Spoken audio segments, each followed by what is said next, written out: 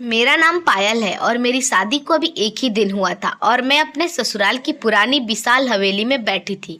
हर लड़की की तरह मेरे दिल की धड़कनें भी तेज थी। यह अजीब और अनमोल समय था, लेकिन मेरे मन में एक बेचैनी थी।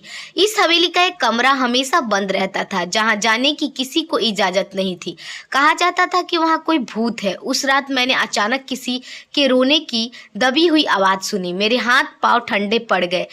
डरते डरते मैंने खिड़की से झांक कर देखा। भीतर कोई भूत नहीं बल्कि एक बुजुर्ग औरत थी जो जंजीरों में जकड़ी हुई थी। वह रो रही थी और दीवार पर लगी मेरे पति नीरव की तस्वीर को देख रही थी। कह रही थी, बेटा, जायदाद की खातिर तूने अपनी सगी माँ को जिंदा मार दिया।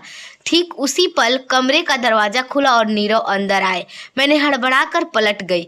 उन्होंने मुझे खिड़की पर देखकर पूछा, क्या हुआ पायल, यहाँ क्यों खड़ी हो? मैंने माफी मांगते हुए कहा कि मुझे रोने की आवाज आई थी। लगा कोई मुश्किल में है। नीरव के चेहरे के आसार एक पल के लिए बदले हुए नजर आने लगे। फिर वह मुस्कुराए और मेरा हाथ थामकर बोले, तुम्हें गलतफहमी हुई होगी, यहाँ ऐसा कोई नहीं जो रोए। वह मुझे बिस्तर पर ले गए और मैंने खामोशी से उनकी बात मान ली। पर मेरे दिल का वहम दूर नहीं हुआ। अगली सुबह जब मैं वॉशरूम गई तो मुझे दोबारा वही औरत की रोने की आवाज सुनाई दी। मैं चौंक कर बाहर आई। नीरव सो रहे थे। मैं एक बार फिर खिड़की के पास गई और जैसे ही मैंने उसे खोला, नीरव की आवाज मेरे कान में टकराई। पायल, क्या कर रही हो तुम? मैंने घबरा कर कहा। नीरव, दोबारा किसी के रोने की आवाज आई है, प्लीज एक बार देखिए तो सही। वह अपनी जगह से खड़े होते हुए बोले, अब दोबारा तुम इस खिड़की के पास नहीं जाओगी। बिना वजह का वहम पालकर मुझे परेशान मत करो। उन्होंने मुझे गुस्से में मेरा बाजू पकड़ा और मुझे बिस्तर की तरफ धकेल दिया और फिर सबसे अजीब बात की, उन्होंने खिड़की पर ताला लगा दिया। उनका यह सख्त और अजीब अंदाज मेरे दिल में घबराहट पैदा कर गया। पूरा दिन नीरव बाहर थे। शाम को लौटे तो मेरे प्यार से बनाया खाने को भी अनदेखा कर दिया।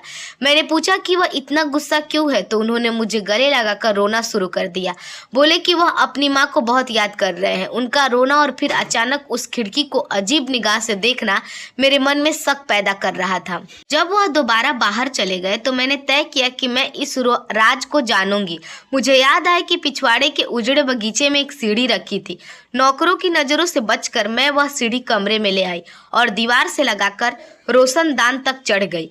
जैसे कि मैंने अंदर झांका, मेरा वजूद पत्थर बन गया। अंदर कोई भूत नहीं बल्कि एक बूढ़ी औरत बैठी थी, बेहाल बिखरे बालों में।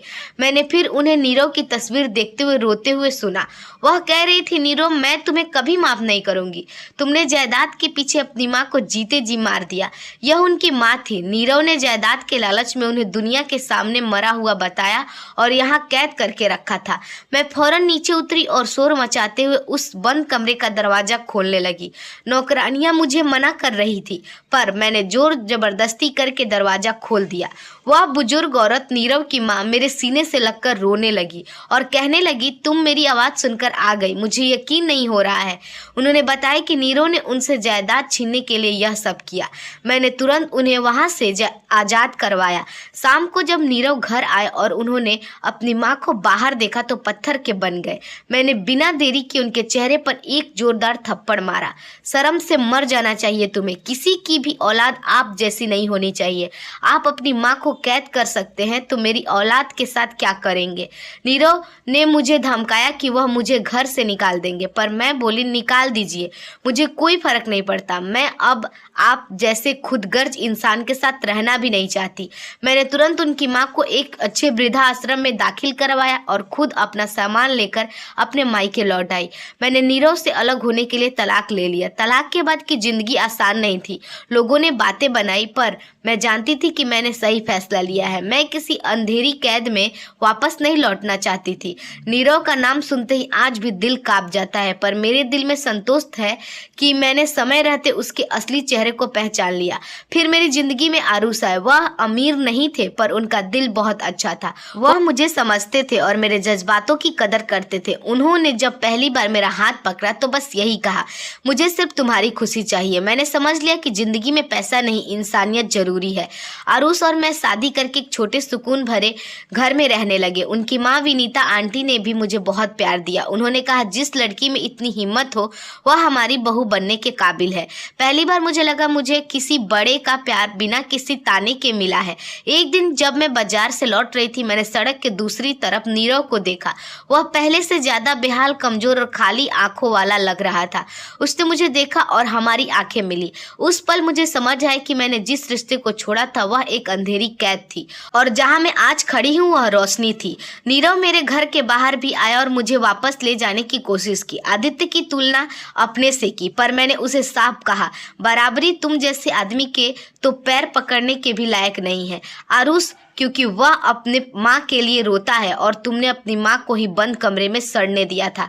तभी आरुष बाहर आए और मेरा हाथ थामे खड़े हो गए। नीरव बिना कुछ कहे मुड़कर चला गया। आरुष ने मेरी तरफ देखा और धीमे से कहा, पायल मैं तुम्हारे साथ हूँ। उस पल मुझे पहली बार लगा कि जिंदगी दूसरी बार भी खूबसूरत हो सकती है। मैंने सीखा कि प्यार और मोहब्बत से पहले खुद की इज्जत जरूरी है और कभी कभी ऊपर वाला किसी को हमारी जिंदगी से निकालता नहीं है, बल्कि उस दर्द से बचाता है।